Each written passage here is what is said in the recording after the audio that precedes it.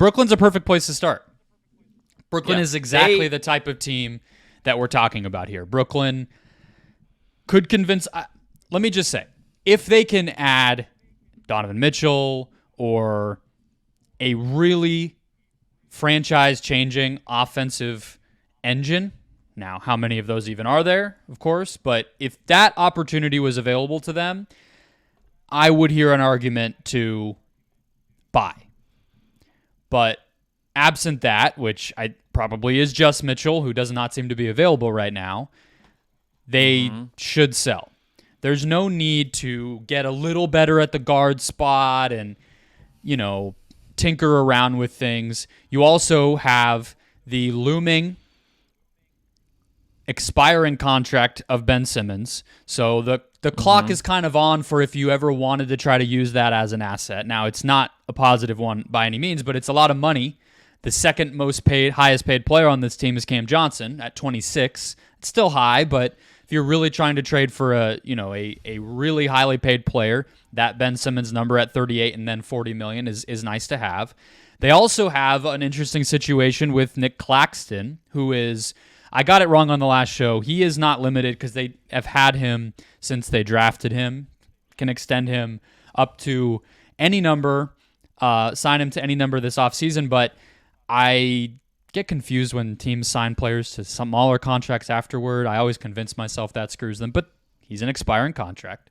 And then Lonnie Walker, who's like quietly one of the best offensive players in the NBA when he's been healthy this year, scored 20 in that Paris game when he was finally looking like he's returning to form here. But he is on a minimum contract for 1 year. He could leave.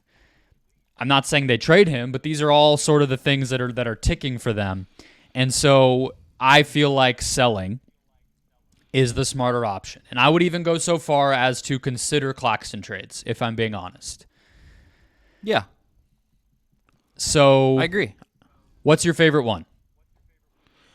I mean, I think the layup trade for them is pick a Royce O'Neal trade or pick a Dorian Finney-Smith trade. Those are guys on the wing that other teams are going to need. Other teams that are higher in the standings that want more depth on the wing for a championship or deep playoff push, those are the easiest players to bring in midseason and just have them be themselves and be additive to your team. And if you look at their salaries, Royce O'Neal's making $9.5 million. That's $3 million under the middle of exception right now. That's like a chump change NBA contract. That's a steal for a guy who is he 100% like a great deep playoff guy based on his defensive ability? I would say there's some concerns about how you're getting to him late in the playoffs, but he's going to be additive, and if he goes to the right situation, can absolutely help a team in a big way and is an absolutely lights-out shooter at really good volume. DFS, a little bit higher money, but it's barely above the mid-level exception. It's still a really good deal for a guy who is 30 years old, right in his prime. You only have to pay him. I'm checking his salary. You have him at 13.9 this year, 14.9 next year, and then there's a player option for the last year. So a little bit of money considerations with him more than Royce O'Neal. But these are both guys that I think any contender, any team that has a need on the wing, or whether it's more of a 2-3 or whether it's more of a 3-4, should be calling about these guys to be additive to whatever they're doing. The thing I like to your point about them being plug and play pretty much anywhere is that O'Neal, as his career has gone on, especially and particularly since getting to Brooklyn, has shown a playmaking ability. 4 assists last year per game, 3 this year. Just moves the ball and can be sort of a secondary. He kind of reminds me of Jay Crowder in that way, where he can move the ball and make good decisions and be efficient as a secondary guy doing that. Whereas Dorian Finney-Smith is somebody who can thrive almost having no usage at all, just taking corner threes. He came up with Luka Doncic, right? Like, that's kind of what your role is on a team led by Luka Doncic, unless your name's Kyrie. So I think those skill sets both lend themselves well to landing somewhere with half a season to integrate and actually being able to. So I like it. We were playing matchmaker, though. You got to give me a team for at least one of those guys, not trade the player. Well, of course they're on the market, but where do you want them to go? My answer for both of them is a homer answer, and it's the Cleveland Cavaliers. The Cleveland Cavaliers just need one of these guys in the worst way possible. to just make the roster make sense. I would prefer DFS just because is Royce O'Neal a little bit too much overlap with what Max Strus is already giving you? Do you need another one of that kind of guy? It's not exactly the thing one-to-one, about O'Neal too is he's low key smaller than you think. He's only 6'4". 6'4", yeah. And like that, can you really like squeeze Strus and Mitchell and Garland? By the way, did you? I don't know, Darius Garland with this broken jaw. I think just so people, he's on a liquid diet. Not going to be good for him when he comes. I think physically he's going to look a little bit off when he comes back. If people have seen that, it's a little crazy to have a broken jaw and not be able to like eat food for a month and be an NBA player. Side note. I think DFS to Cleveland, you'd have to cobble together salary. This was easier the Rubio buyout when you had that number to do something with. I get why they ended with the buyout. I get why another team wouldn't really want to absorb that contract and have to figure that out with Rubio themselves. That's not like the easiest or most fun thing to do. But DFS to Cleveland, if it's like Dean Wade and you stack together another salary or something, to me would make quite a bit of sense. Yeah, I'm sorry. Hard to get there, I don't think that the Cavs are outbidding anybody for anybody.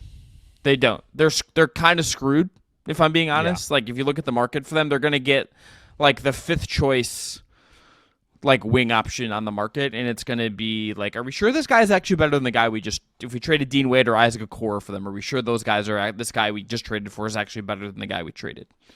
So I had Dorian Finney-Smith to the Pacers. I like this as something I like more than Wiggins, for instance, who I know I have now mentioned the Pacers twice, but I just think, again, you're talking about a low-usage player, somebody who is fine to say, you're going to have a Malik Beasley-ass stat line where you take only threes in a game and you take like 11 of them, and he'll be cool with that, I think, and he'll provide at 6'7", again, a little bigger and taller than Royce O'Neal, some actual... and notably, too, bigger than Aaron Nesmith or Bruce Brown, right, from a Pacers standpoint. Some physicality and wing defense that they really, really need for their playoff run. And from a Pacers team that obviously has to worry about retaining players and free agency and everything else, Dorian Finney-Smith, as you said, under contract for 2 more seasons beyond this, you could see him really flourishing with Halliburton, and maybe you even have him for longer. So that was mine. To get a little funky, though, Nicolas Claxton to the Washington Wizards for Tyus Jones. It's not 1-to-1. There's some other stuff, so I'm not going to waste our time with the little salaries. But can we reroute Tyus to the Wizards or not to the Wizards to the Magic? Sure, if we want, but the Magic kind of low key don't have much to trade, which is why you're hearing the Wendell Carter Jr. could be available stuff from Jake Fisher, but. Just from this standpoint, I think we should be ready. We should be ready to stop laughing at the Wizards, would maybe be the best way to put what I'm going for here. I think that they are a smart, opportunistic front office that just still has a roster from a previous front office that was none of those things. But I think that they did a pretty solid job this offseason from a value standpoint, all things considered. They had a lot of nothing to trade off. They traded off most of it outside of Kuzma and ended up with some nice assets and a pretty barren roster that set them up to tank. So they kind of checked the boxes first.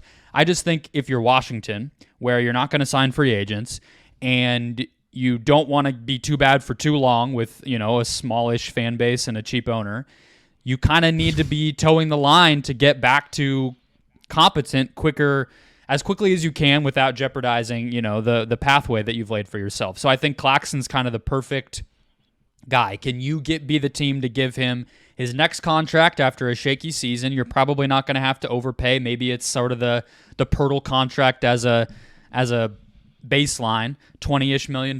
Maybe you go 3 years instead of 4 to give yourself some flexibility.